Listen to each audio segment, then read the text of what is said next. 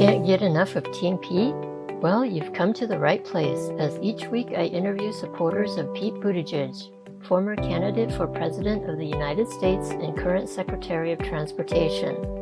Hear their personal stories about why they became part of Team Pete and how they started a movement. Join us as we talk Pete, politics, and anything in between.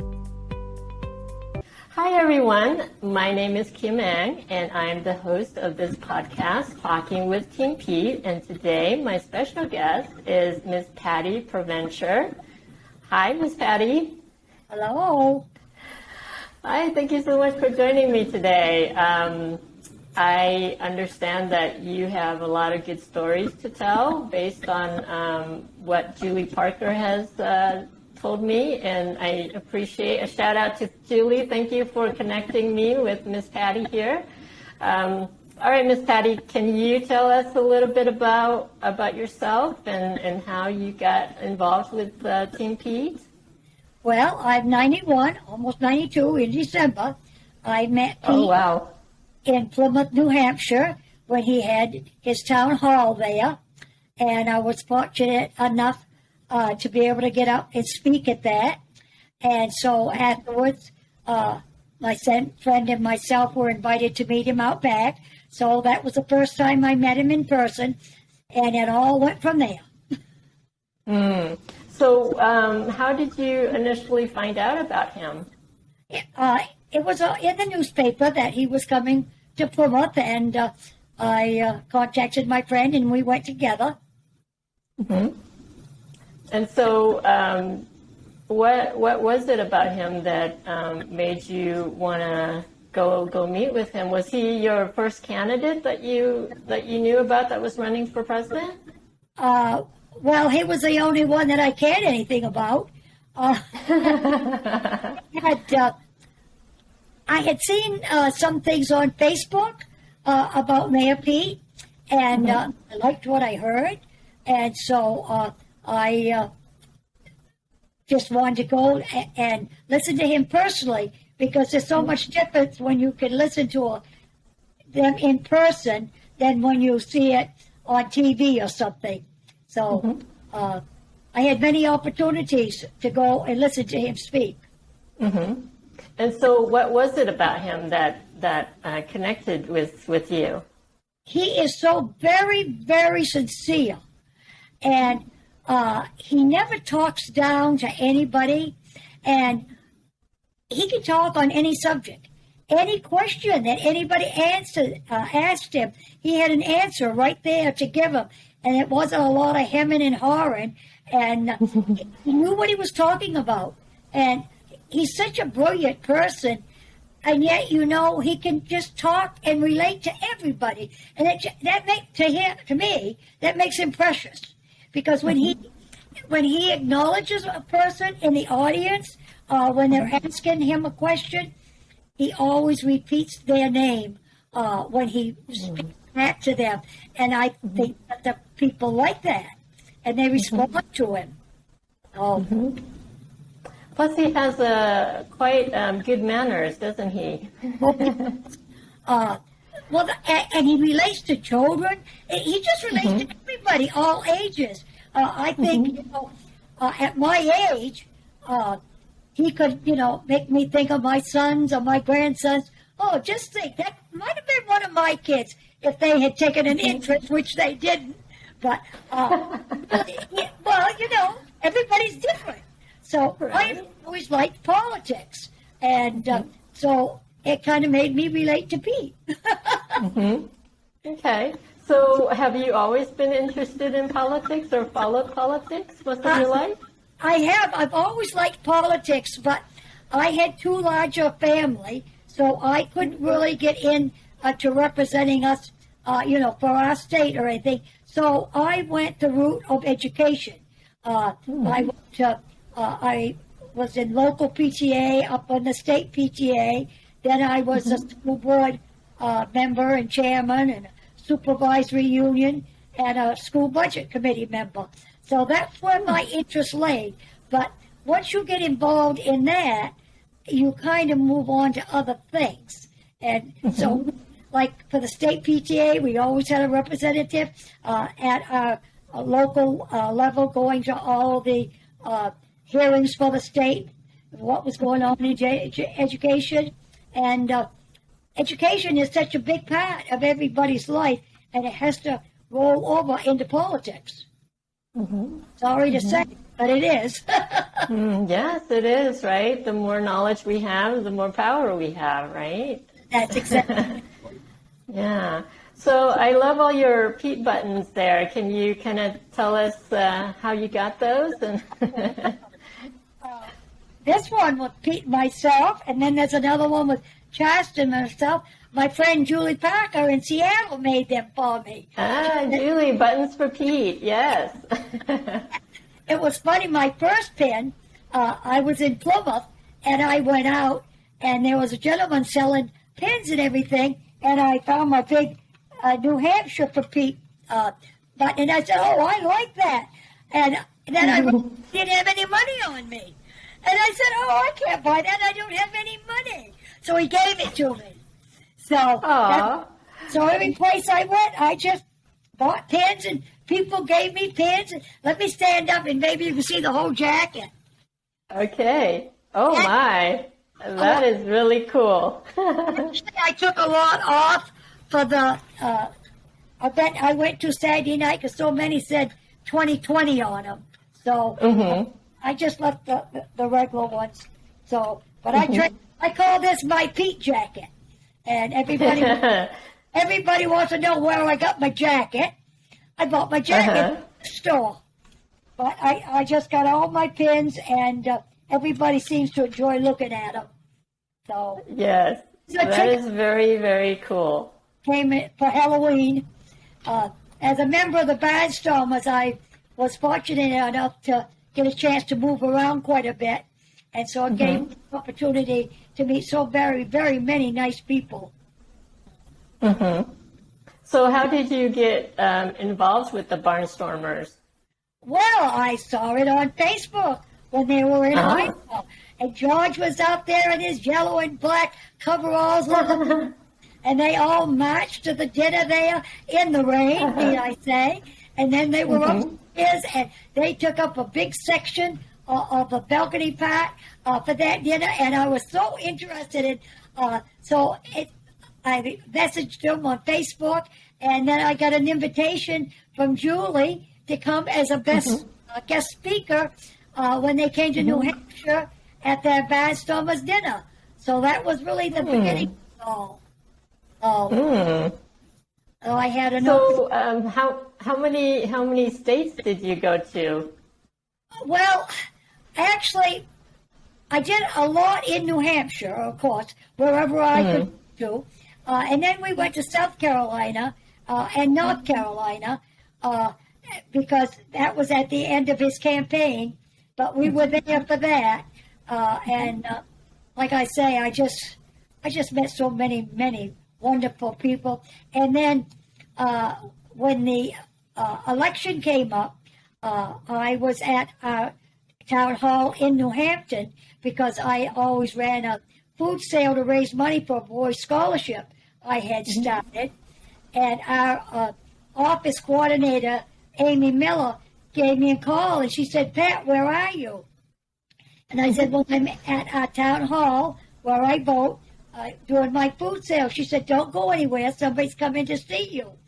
So needless to say, I was quite surprised when Vaughn Hilliard from MSNBC came, and they invited me for the noon broadcast live that day. Oh. Yeah, things happened to me that I never, ever expected would. Now I see Vaughn on TV, and I'll say, oh, I know that guy. He got some very, very good coverage in New Hampshire. We went all out with him. And I couldn't go knocking door to door because I didn't have one of the smartphones. So I did the transportation. So I took a lot of the people out in my little small car, and I had a grand time driving all over the countryside in New Hampshire for our district, Guilford, Water, and Franklin, and just Tilton, and just had a great time. I wonder if Pete realizes how many new people that everybody have made friends from all over that they would have never, ever had the opportunity to meet if it hadn't been for him. He has enriched my life, and he enriches everybody's life that comes in contact with him, those that are supporting him. Just plain people.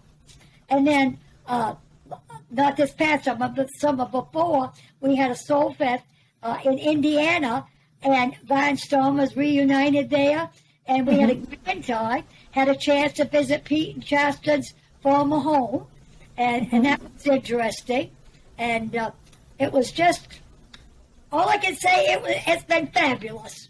But you think it all started at the age of 89. Now I'm getting involved with our representative for our district in New Hampshire for state rep, and I'm getting some other friends involved. That's what Pete said.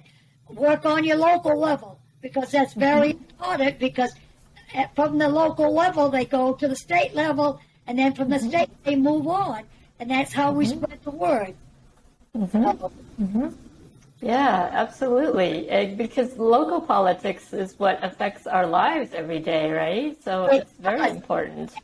And I have to tell you, through this, my daughter Patsy loves to take pictures, and when we were at the reunion, we were fortunate enough to meet the lady who had written the book Boots on the Ground. And and she had contacted Patsy, and she had gone out to Iowa and did a photo shoot for her because she's running for a state office. That all came about because of Pete. Yeah, that's really awesome.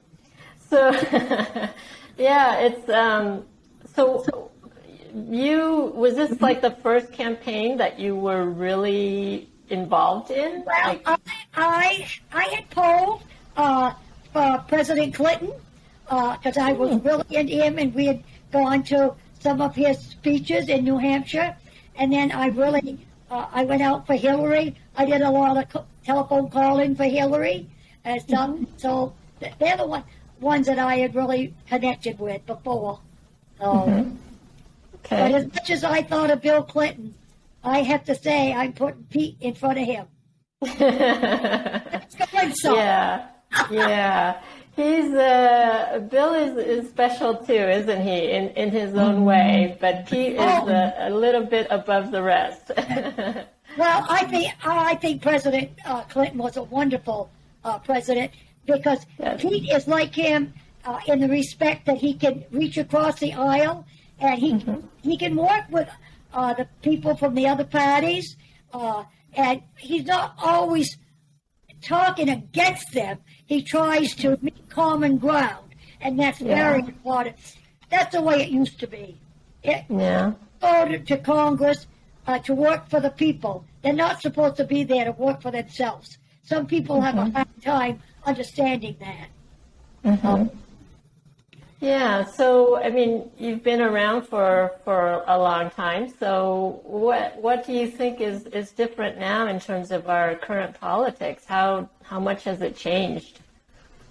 Well, I think more people are getting involved in it, and certainly getting more younger people.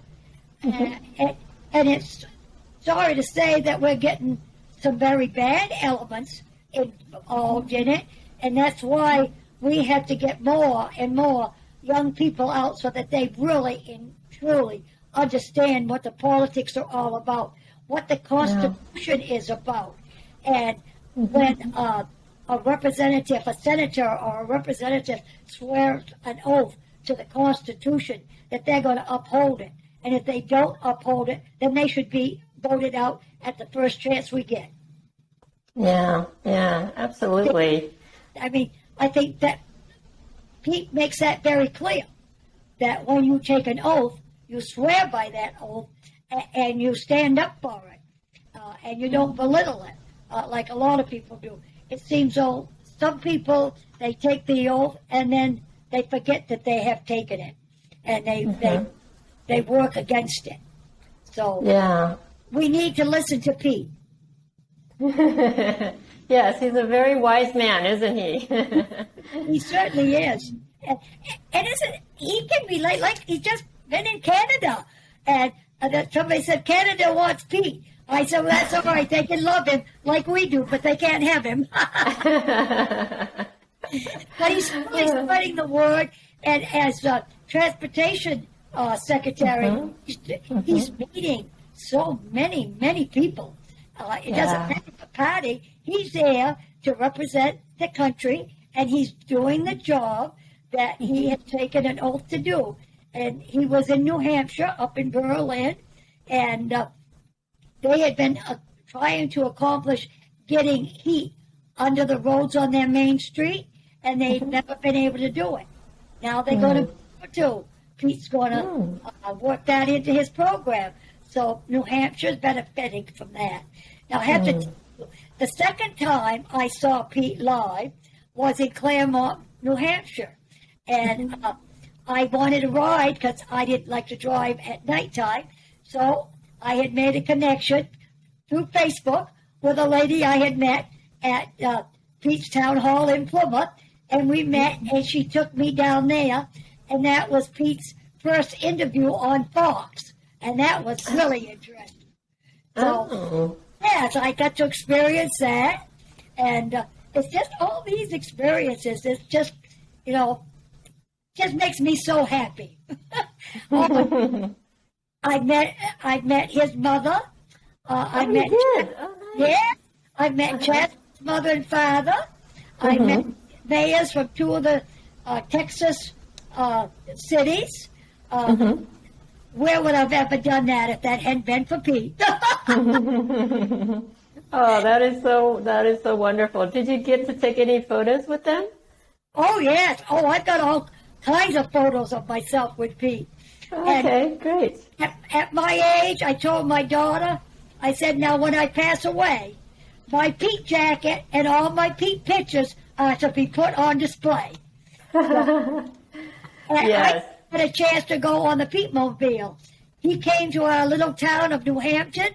Just imagine, just a little small town, and that Pete Mobile on the back road, and our barn was just filled to capacity. And he even had invited my Republican nephew, and he came, and he enjoyed it. He had never been to listen to a live talk from a politician. And I asked him, he said, I really enjoyed that, Aunt Pat. I'd never been to one before. He said, I didn't agree with everything, but he was interesting. And then, see, there's common ground. Again, bringing us together. You have to be able to talk to people in the other parties. But anyway, they invited me to go sit on the Pete Mobile, private conversation, and I said to Pete, when you become president, I'm going to be at your inauguration. He said, we'll make sure of it.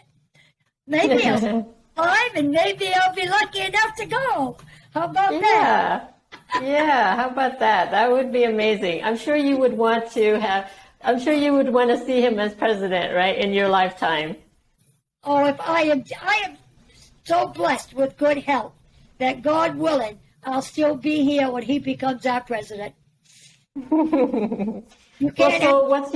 So what's your secret for your longevity? You look amazing for 91. I have to tell you that. Well, I grew up during the Depression, and I eat foods today just like I did then. I had a large family myself, so I did all my own cooking. I never bought foods with a lot of preservatives, and the kids never got cereals with lots of colors. We just ate good, basic food. But I eat most everything. I eat all the fat on the meat, but I never smoke. Now, that's a big thing.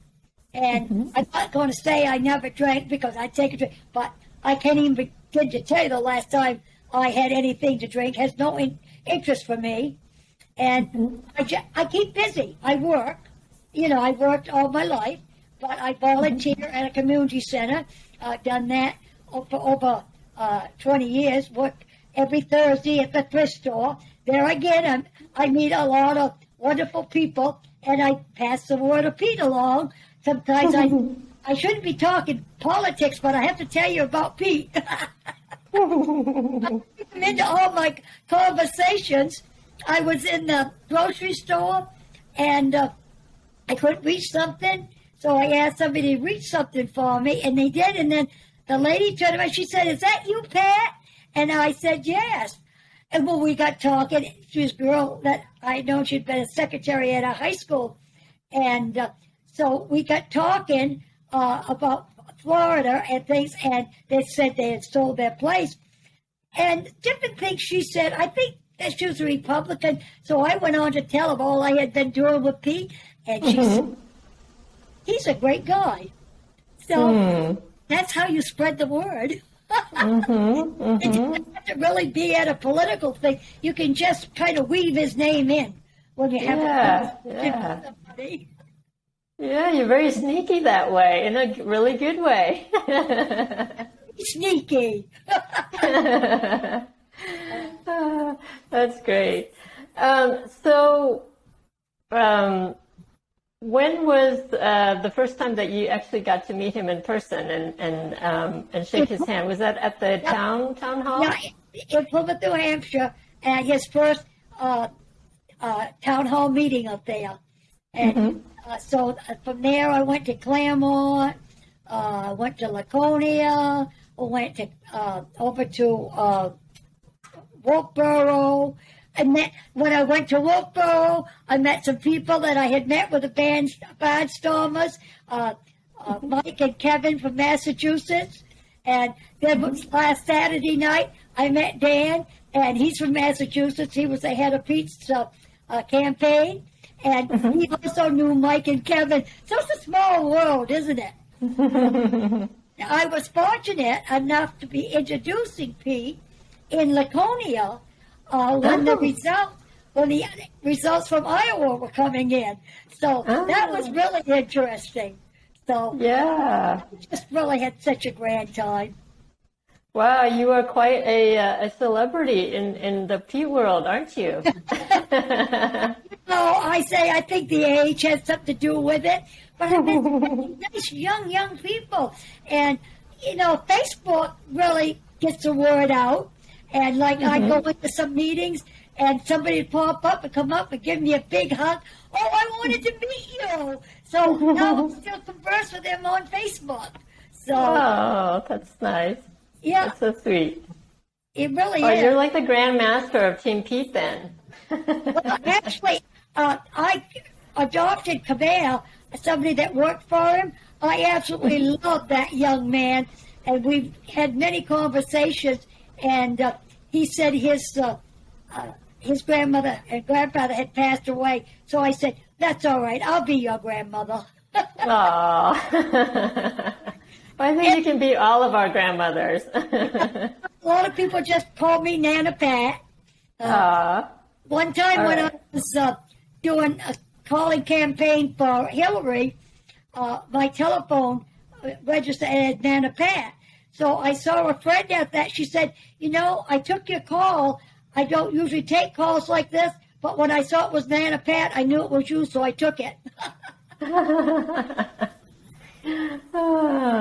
Oh, that is so wonderful. So what would you say is the best part of your Pete journey?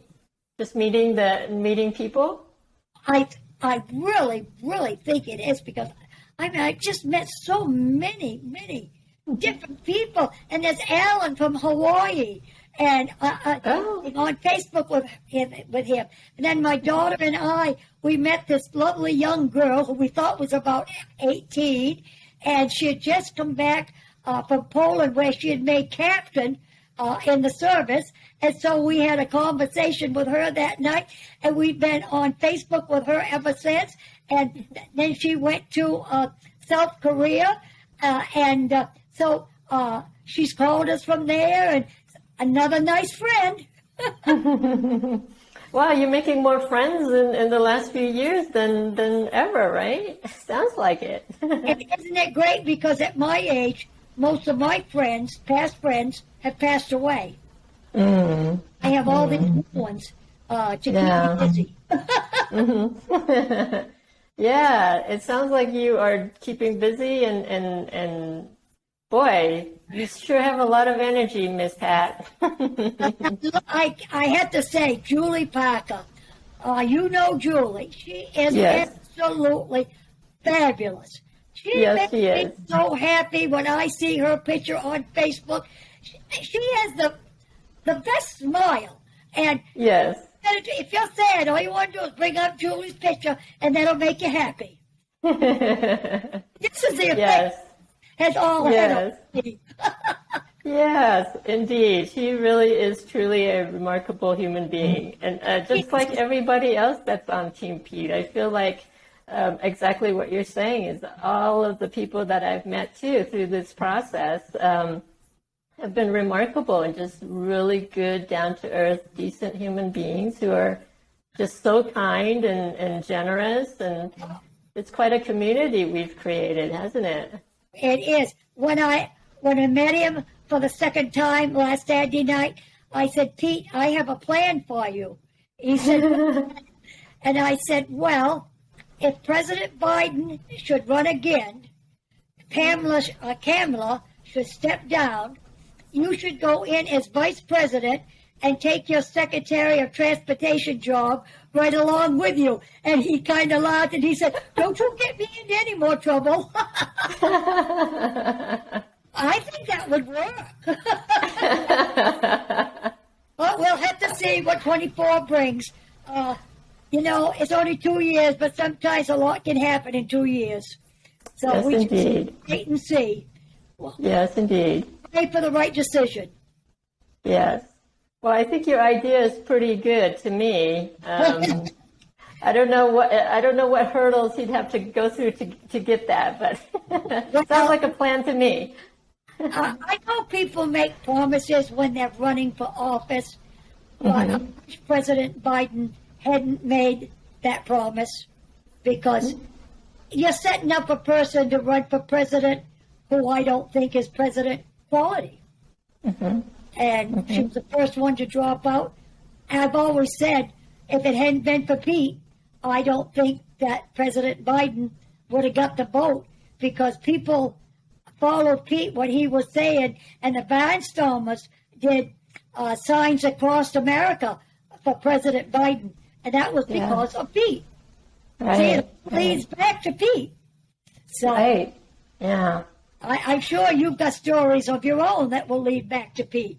Yes, indeed. And I'm grateful that I've been able to connect with you, because there's, Julie keeps telling me I have to talk to you, but I haven't been able to. So I'm really grateful that we've been able to connect, and thank you to your daughter for being able to set up all this video stuff. Yeah. So how did you feel when Pete dropped out of the race? Well, he had come to see us in South Carolina. We were supposed to be going to something that evening, and he came at the headquarters there, and he spoke to the people, and he said he was going to North Carolina. He was changing the date from Sunday to Saturday. Well, we were going there anyway because we were headed for my nieces that lives in North Carolina. So Patsy gave our tickets away to the event that night. We packed up, and we got there in a hurry. And I had to tell you, this was so strange. My son-in-law couldn't find a place to park the car. So he dropped us on the side of the road, and we were walking in to get to the auditorium. And there was a young couple that came up behind us, and I had on my jacket and my hat. And this young boy said, "Is that you, Miss Pat?" My gracious, I was floored. Evidently, you'd seen me on Facebook. How strange is that, huh? Oh my God, that's so great. Yeah, we were ushered right in there and right into the front seat, so that we were right there, so that we could see Pete when he came down. Always made myself get in position so I could get a hug. And so he made his announcement that night, and we were very sad. We really would have liked to have seen but he knows what he's doing, and you have to abide by the way he thinks. But he's so encouraging. You know, even though we were sad, he was also encouraging for the future. Right. And he's doing such a wonderful job, a much needed job in the Secretary of Transportation, because people have made all these promises in the past which have never been fulfilled. And it's going to be restoring people's faith in the government that some of these things are being done now. And he is the instigator. Yeah, that was quite a nomination to put him in that position, and I think he's been doing such an amazing job and has that vision for the future to be able to do all these rebuilding of our transportation, our bridges, our roads. Like you said, there's so many people who get into office and make promises, but they haven't even done anything. So, I mean, look at what's happened in Mississippi with the water situation, right? Isn't that just devastating to hear that in this country that we could have a city without water? Terrible. Oh. Yeah. But I just, Pete just inspires people, and I don't think you need to be a Democrat for once that you meet him and have the opportunity to speak to him, and you can see how sincere he is about what he is doing. And it means so much to him, like changing different transportation routes so that people can get to work much easier, and bringing the people closer together and not splitting towns in two. Town should be a town. Everybody should be able to relate to each other. And, you know, what I have seen, and I don't know if this relates to Pete, but I have seen so many more women in the on the radio as newscasters. And, you know, we think different than men. And I like it when they get the men and the women on a newscast together and get the different viewpoints. I think it's very interesting. I watch a lot of newscasts. And, well, I like to, you know, once in a while they get repetitious, you know, because it's news, and nobody's home. I mean, the people that are working, they're not home all day long to get them all, so of course they get repeated. But I just find this very, very interesting. I think a whole new world is being opened up for women, for gays. I just, what he has done, that's what I said when I first gave my speech in Plymouth. I introduced myself, and I said, I want to make a statement. I just want to tell you how proud we are of you for standing up and putting yourself in this position when you know about all the guff that you're going to have thrown at you and stuff. I said, but we're just proud that you're going to run for president and represent us. And the people like that. And, well, he could see he has a lot of support. And you need that support. And I think it goes a long, long ways, you know? Just love everybody. Yeah, well, I mean, it's folks like you who are on the ground and volunteering and getting his name out there, talking to people at the grocery store like you did, and just because he's so unknown. But once people hear about him, you know, they can really be inspired by his message. Oh, I think so. Yeah. Yeah. So, have you always lived in New Hampshire? Did you grow up there? I was born in Plymouth, New Hampshire, and I probably live 12 miles away today. I haven't traveled very far, but I have had a chance to travel. Last year, well, my son lives in Florida, but I have a niece in North Carolina, other relatives in Florida, but I went and spent time with my son.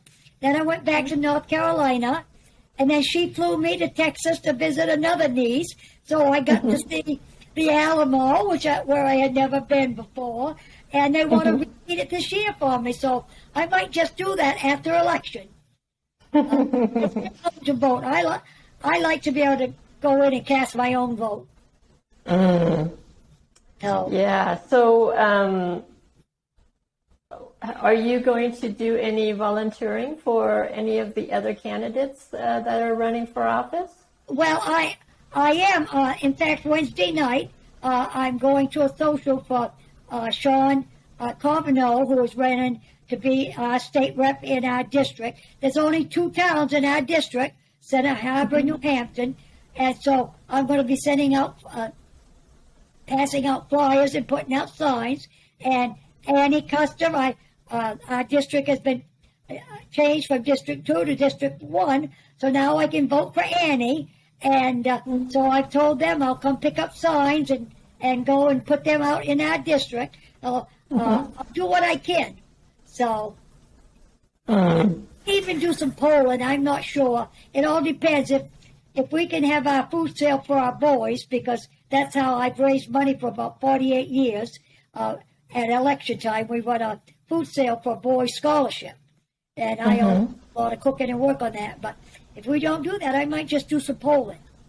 So do you do the fundraiser in order to like buy certain things for the campaigns, or what? What do you use it for?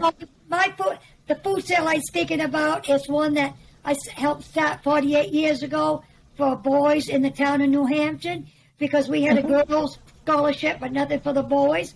And so we've always run food sales at the elections, and then people donate. So we've done that for a long, long time, but because of the COVID, they had to change our town hall around, and so there wasn't room to, and we couldn't do it because of the COVID anyway. So we'll see what happens this year. But otherwise, I think I'll do some polling. I like polling, because it gives you a chance to, it gives you a chance to talk to the people from the other party and stuff, exchange ideas. Whatever you can, whenever you can. Yeah. So like a poll worker, is that what you mean? Yeah. See, I always say I've never met a stranger. No, I can talk. Maybe they don't want to talk to me sometimes, but I do it. Well, you're very approachable, Pat, and not very intimidating. So I think people are more likely to talk to you. Well, and one thing, I can laugh at myself. A lot of people laugh at themselves, but I can, because sometimes I may say something kind of foolish or something, and then I'll just laugh. Well, that's very contagious. So what, you remember Pete's rules of the road, right? The 10 rules of the road. Oh, yes. What was your favorite one from that? Oh, boy. Oh, now you got me. I was trying to think. I spoke on one at, what was it I spoke on? Run down through it for me so I can pick out my favorite. Oh, gosh, I don't think I remember them all. Respect, belonging, truth, boldness. Yeah, maybe respect. I think, respect and belong. But the thing of it is, they're all good. So yes, I know. It's not a choice, It's hard to make a choice, yes.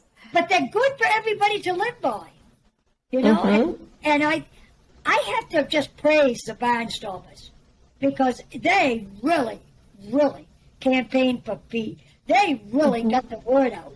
I think they did so very much for him.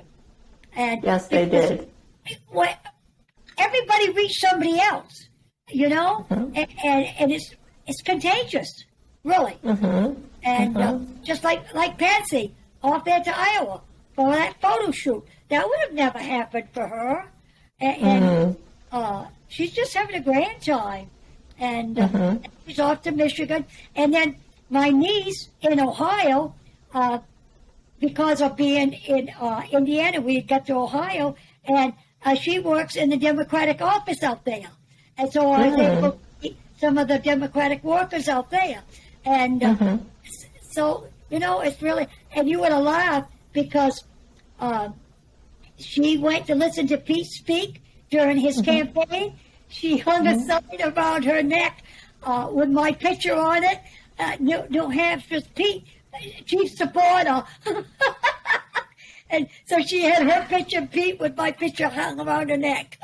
Oh, that's too funny. Well, you're definitely very famous then.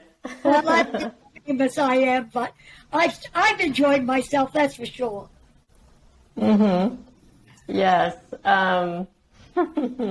That's so great, Miss Patty. I feel like this newer generation is more involved in politics because the decisions that are being made is going to really affect them and their future. So what did you think about the Roe versus Wade decision that was overturned?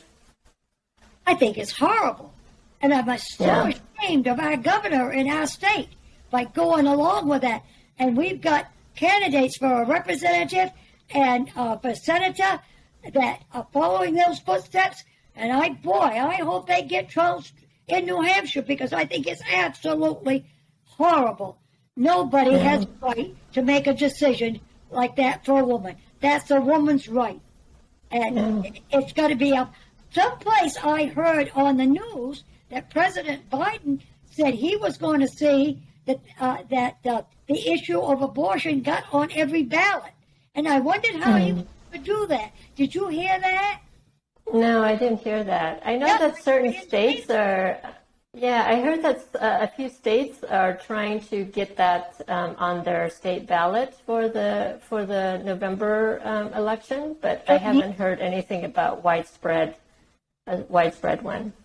I mean, it's just, wasn't it Kentucky? I mean, they had such a bad abortion and they voted down. I mean, they may believe in a lot of the Republicans are doing, but they're very outspoken about abortion. Yeah. And I hope it carries over in all of our elections because it's just terrible. Yeah. And you know what I say? This, at my age, there's way, way too many old people in the government.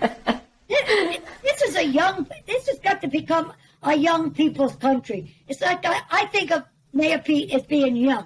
And but he also knows what it's like to be around older people. He can represent us, but he certainly can represent the young and the very young. And we really need this. The country needs this. And I hope they see it. Too many outdated ideas from the old people. They just don't want to let go. There comes a point as you get older, you have to learn when to let go and let the young people take over. I mean, you can take a back seat. That's what I try to do in a lot of things. Take a back seat and be there to help. Be helpers. You don't have to always be up in front. Yes. So, I'm just voting for Mayor Pete. So do you think a lot of that has to do with their ego or just wanting to stay in power or what's that about? Ego and power. That's what they like. They're just old men who, what are they going to do with themselves? They don't think they can find it. They'd be surprised. Let them go out and start volunteering and doing other things to help people out. They've made their money. They've made their name. And go out and find a good candidate that you can help sponsor. To me, that would be much more sensible than sitting in there and doing nothing. Doesn't that make sense? Yes, Miss Patty, that makes a lot of sense. You're very wise. No, it's common sense. That's what it's a lot of old people. They don't common sense. This is the way it's been done all these years. Why change it? Well, sometimes we have to change for the better. We can't be stuck in a rut. So, indeed.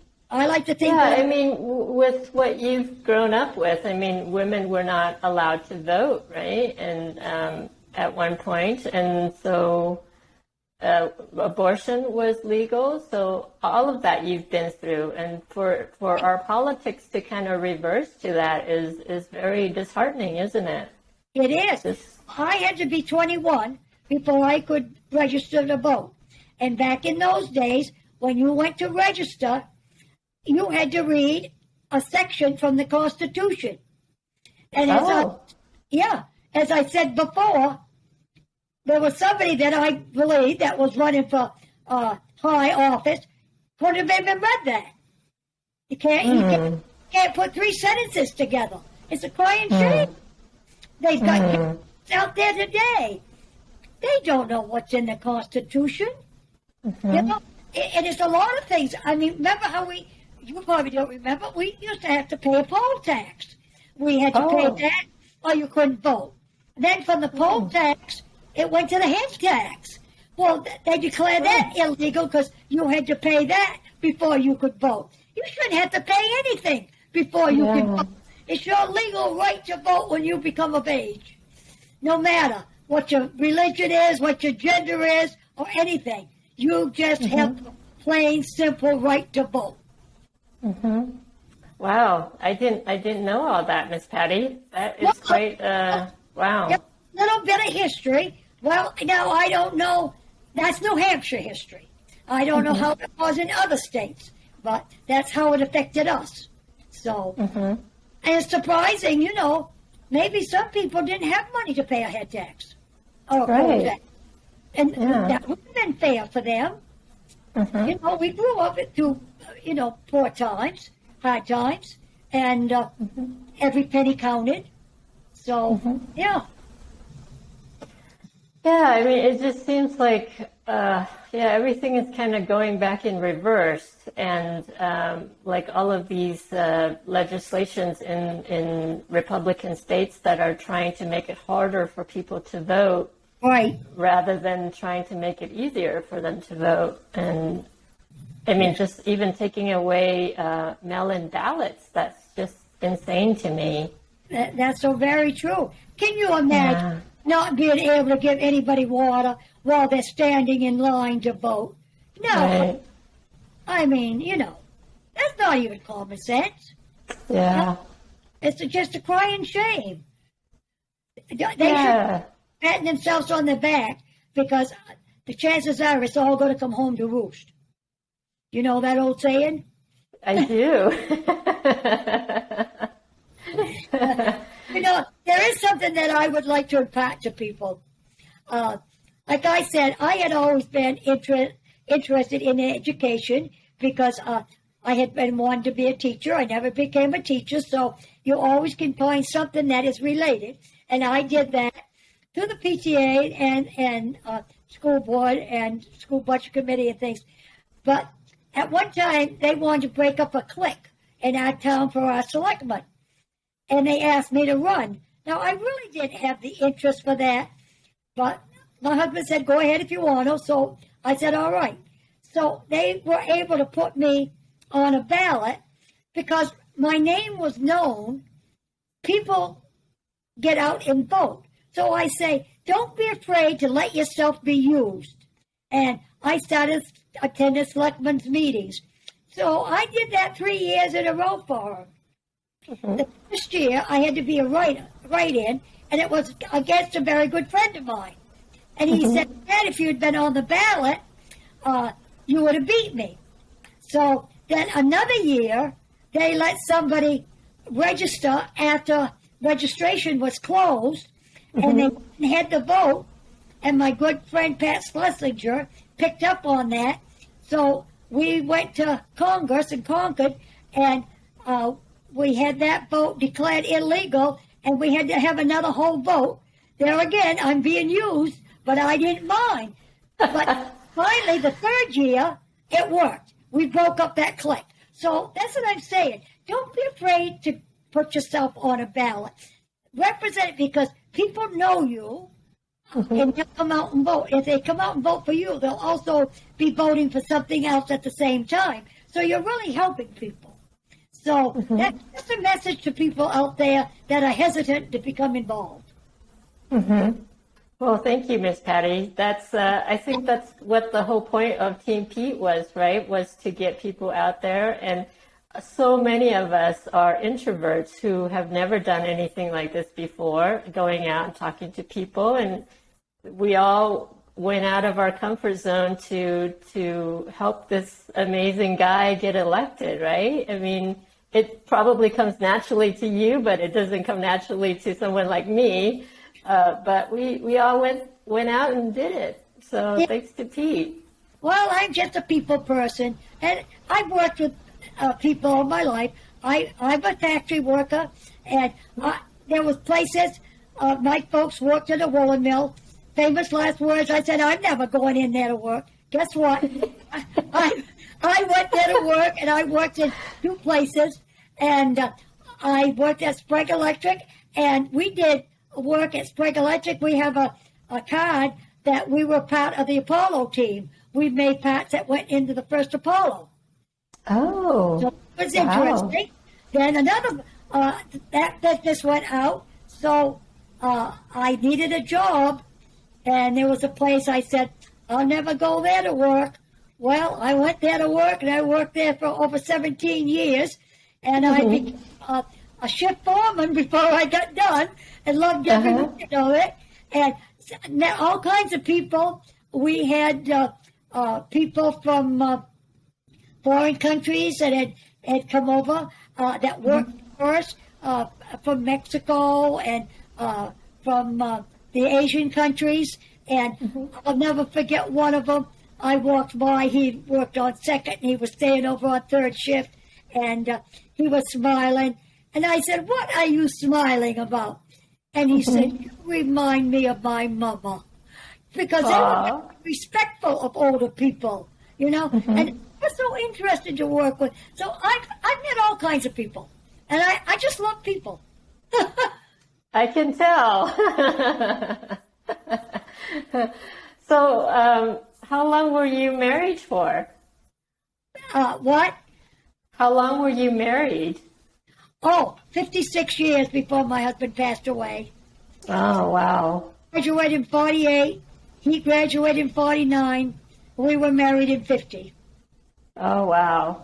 Oh. And how many kids do you have? Well, I had 6, and then we adopted one, so I had 7.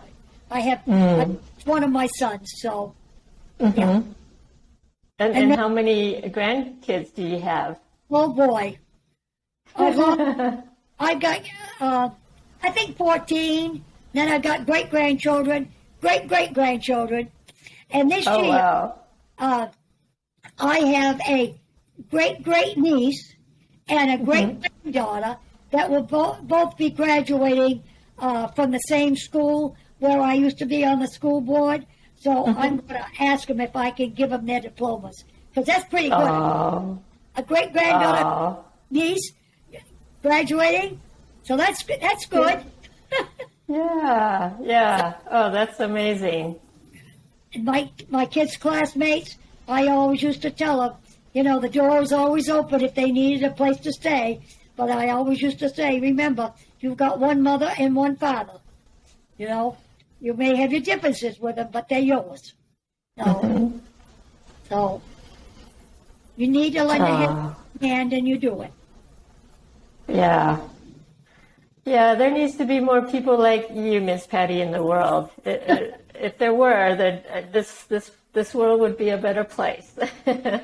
Well, you know, like my husband was a recovering alcoholic, and I say take a page out of Pete, listen to me. Take a page out of Bill's book, one day at a time, and live the best you can, and don't hurt anybody, and you'll do fine.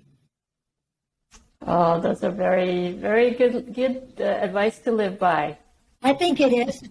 You know. All All right. Well, I think our hour is almost up. So I just want to say again, thank you so much, Miss Patty, for sharing your story and for being such an inspiration at your age and still going out there and doing your thing. That's really wonderful.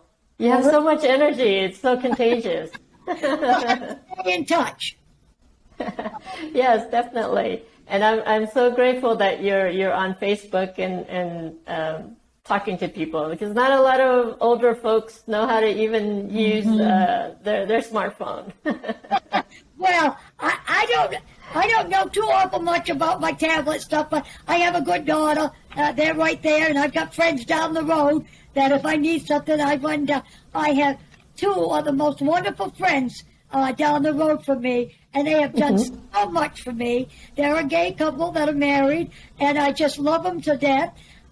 One of them, I was a classmate of her mother's back in high school days, and she just happened to end up living in my neighborhood, so I've got two wonderful friends.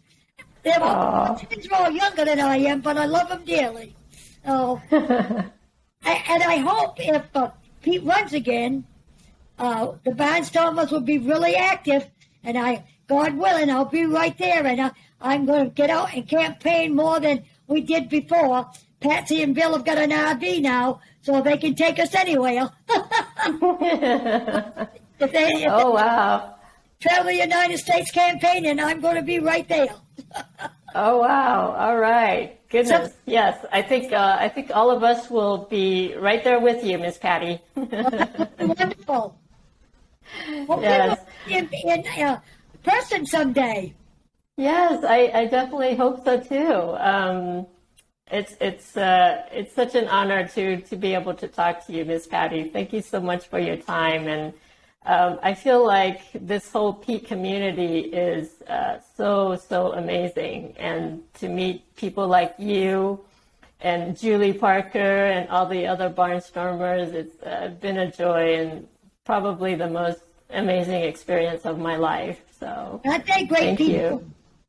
Yes, they are. They really are. Yeah. Great and unique. Yes. Very unique. Very unique. All right. Well, thank you, Miss Patty. I hope to talk to you another time and keep in touch and see where your next adventure goes. Thank you so much for doing this. I hope it comes across good for you.